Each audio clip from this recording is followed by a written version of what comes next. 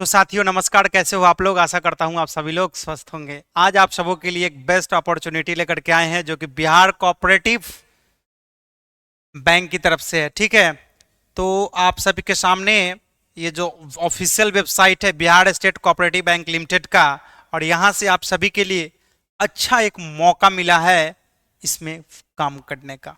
ठीक है, तो चलिए आइए हम डिस्कस करते हैं, देरी ना करते हैं। आप लोग वीडियो में बने रहेंगे और हम देखते हैं कि क्या कुछ इंपॉर्टेंट अपॉर्चुनिटीज है जिसको लेकर के बिहार में ये जो विभाग है Bihar state corporation bank limited का, इसने क्या कुछ आप सभी के लिए रखा है अपॉर्चुनिटी के रूप में। ठीक है, तो आइए देखते हैं।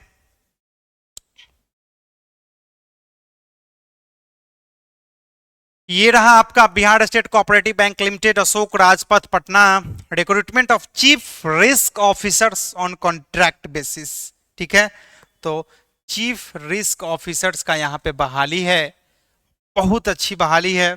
इस रोल का जो एक्सपेंशन होगा वो यहाँ पे जिक्र किया गया है कि the expectation for the position of CRO यानी chief risk officer is to be risk assessor for the bank, है ना। The candidate would be overall in charge of the risk management functions of the bank, है ना। तो candidate को जो है risk management functions के बारे में आनी चाहिए, इस चीजों के बारे में यहाँ पे जिक्र किया गया है। तो ये उन्हीं के लिए जो है पूरा है। आइए चलिए आगे देख लेते हैं।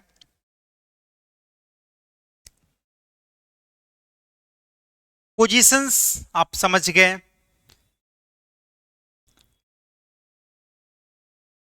देखिए यहाँ पे क्या कुछ मांगा गया। इसेंशियल एजुकेशन क्वालिफिकेशंस में आपका ग्रेजुएशन मांगा गया है। ठीक है, तो जो भी ग्रेजुएट कैंडिडेट होंगे या फिर post graduate in any stream, तो किसी भी स्ट्रीम से अगर आप ग्रेजुएशन है, पोस्ट ग्रेजुएशन है, तो आप यहाँ पे अप्लाई कर सकते हैं, बशर्ते कि आपको प्रोफेशनल एक सर्टिफिकेट होना चाहिए जो फाइनेंशियल रिस्क मैनेजमेंट का होना चाहिए, जो कि global association of risk professionals के रूप में होना चाहिए एक सर्टिफिकेट। ठीक है, तो यहाँ पे इस बातों को ध्यान देना है। एज जो है आपका 65 साल तक चलेगा।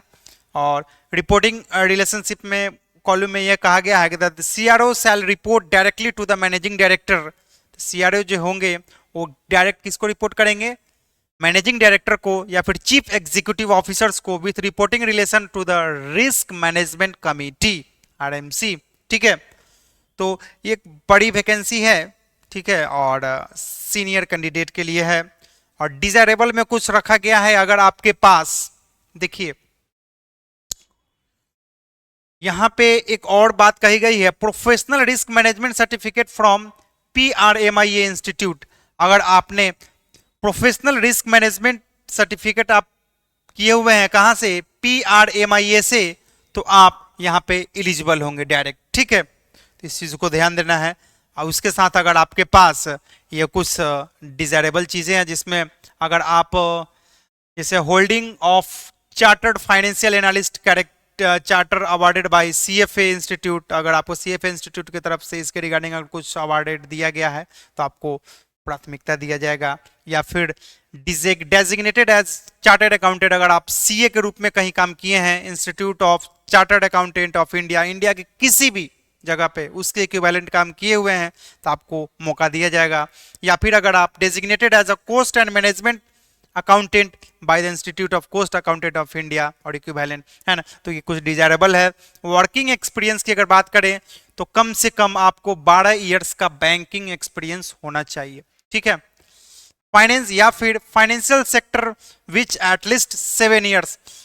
फाइनेंशियल सेक्टर में अगर हम बात करें तो रिस्क मैनेजमेंट में 7 साल का अनुभव होना चाहिए।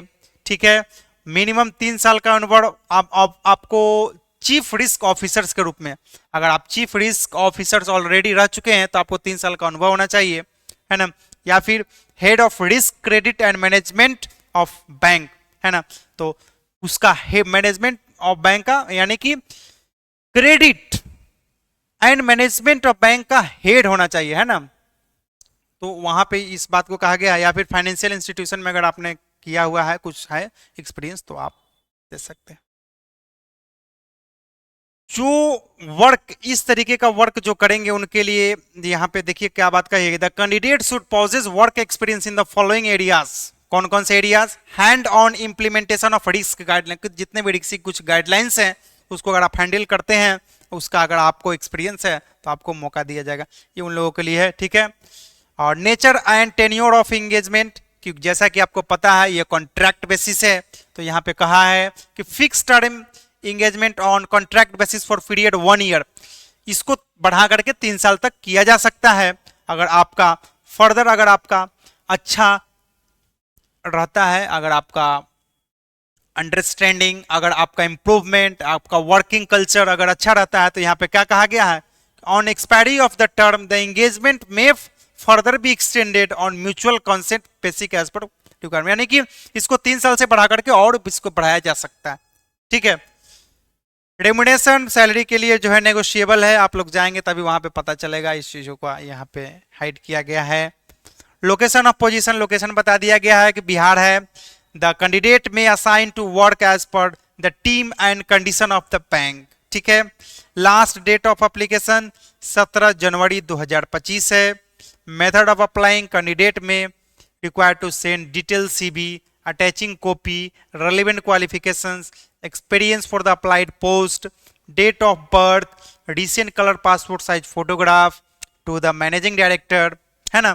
तो मैनेजिंग डायरेक्टर को जो है ये सब भेजना है, the Bihar state cooperative bank limited, Ashok Rajpath Patna, है ना। आप इसको कुरियर के द्वारा भेज सकते हैं या फिर स्पीड पोस्ट कर सकते हैं इतने डॉक्यूमेंट के साथ, ठीक है। कुछ इंपॉर्टेंट डेडलाइंस है, ठीक है, और गाइडलाइंस भी है, यहाँ पे आप लोग देख लेंगे, ठीक है। हम इसका लिंक जो है डिस्क्रिप्शन बॉक्स में दे देंगे।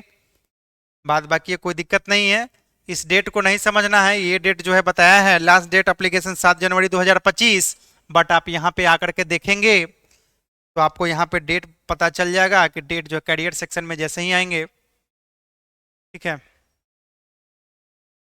कैरियर में आएंगे थोड़ा देर का समय लेगा, उसके बाद देखिए यहाँ पे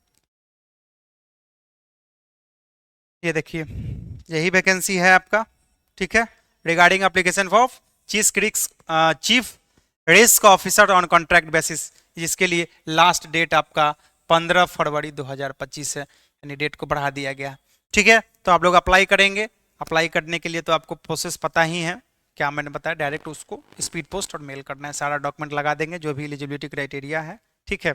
अच्छी सैलरी मिलेगी आपको, क्योंकि वर्किंग एक्सपीरियंस जिस हिसाब से कहा जा रहा है तो लाख से ऊपर होना चाहिए एज आई एक्सपेक्टेड। तो बहुत अच्छी अपॉर्चुनिटी है, तो इस अपॉर्चुनिटी का लाभ उठाएं और चलते हैं, फिर मिलेंगे, तब तक के लिए जय हिंद।